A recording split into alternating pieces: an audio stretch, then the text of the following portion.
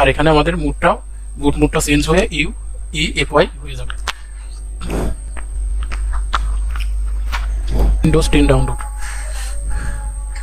Windows 10 download করলে প্রথমেই যেটা ধরছে এখানে সেটার উপর ক্লিক করলাম। ক্লিক করলে এখন একটু নিচে আসেন, দেখেন দেখা যাবে কি এখানে ডাউনলোড টুল নামে একটা অপশন আছে। এটার উপর ডাউনলোড টুলের উপর আমরা ক্লিক করলাম।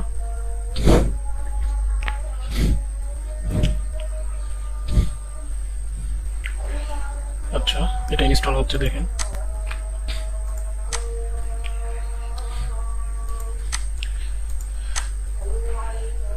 আচ্ছা, ডাউনলোড হয়ে গেল। ডাউনলোড হওয়ার পরে আমরা এটাকে ওপেন করব।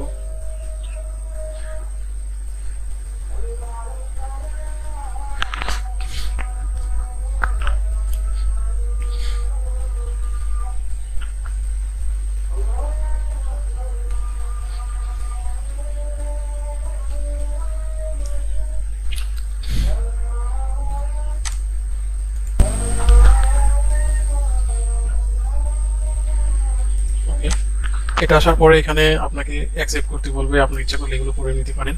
এখানে আপনি জাস্ট অ্যাকসেপ্টে ক্লিক করবেন। অ্যাকসেপ্টে ক্লিক করলাম। এরপর আরেকটি উইন্ডো আসলে দেখা যাক।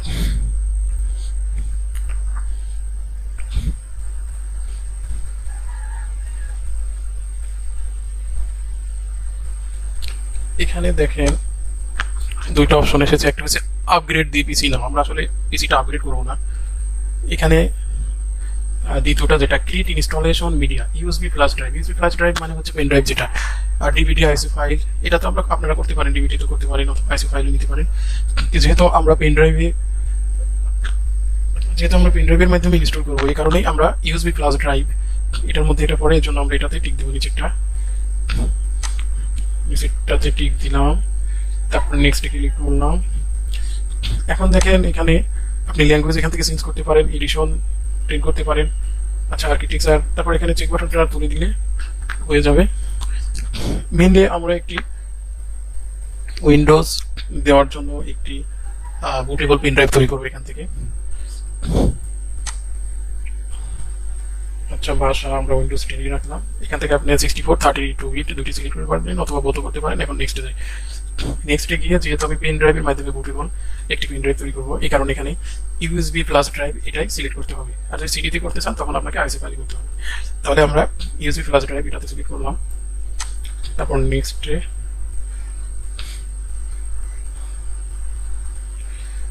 যাই। নেক্সটে গেলে আপনি কোথায়, আমি ডেস্কটপে রাখলাম ফাইলটা, উইন্ডোজ নামের ফাইলটা। এটা অনেক সময় নিবে, একটু প্রোগ্রেস হতে অনেক টাইম লাগবে।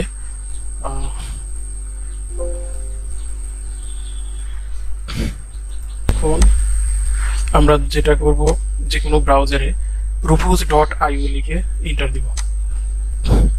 rufus.io, প্রথমটাতে গেলাম। এখন নিচে আসি, নিচে এসে এখানে দেখবেন আপডেট ভার্সন যেটা rufus 3.14 এটা আমরা ডাউনলোড করব। ওকে, ডাউনলোড হচ্ছে। ডাউনলোড হওয়ার পরে আমরা এটা ইনস্টল করে নিই। ডাবল ক্লিক করলে ইনস্টল হয়ে যাবে। ওকে, এখন দেখেন একটা ইন্টারফেস এসেছে। এখানে একটি ইন্টারফেস আসলো। এখানে প্রথমটাতে ডিভাইস যে লেখা আছে, এটা হচ্ছে আপনি পেন ড্রাইভ দিবেন।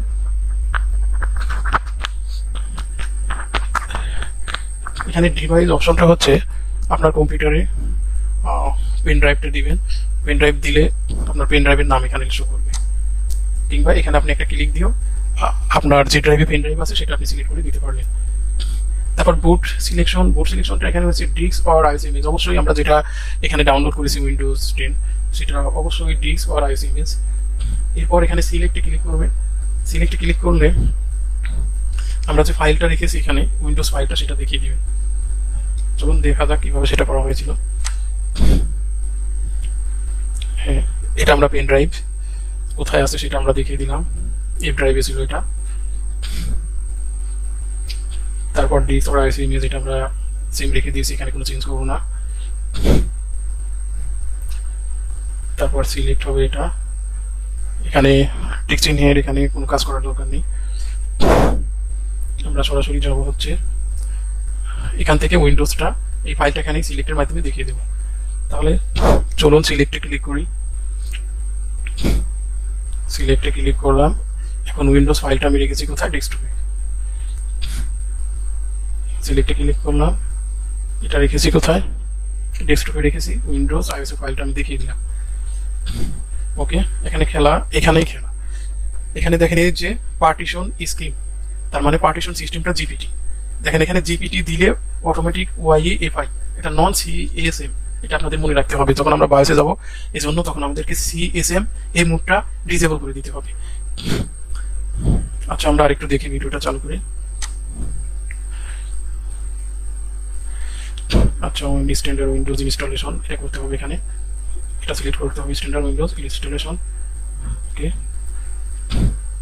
এখন আমি দেখাই জিপিটি এমবিআর। এখন দেখেন এই জিপিটি সিলেক্ট করলে এই পাশে কি আসে, টার্গেট সিস্টেমটা কি আসে। দেখেন এমবিআর দিলে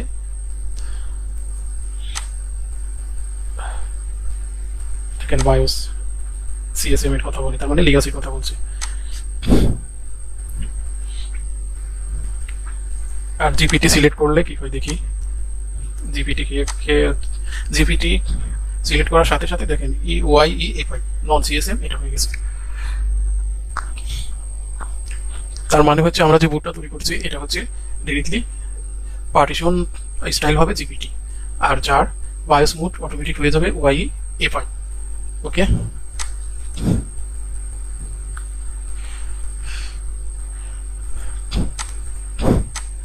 এরপর আমরা স্টার্টে ক্লিক করলাম।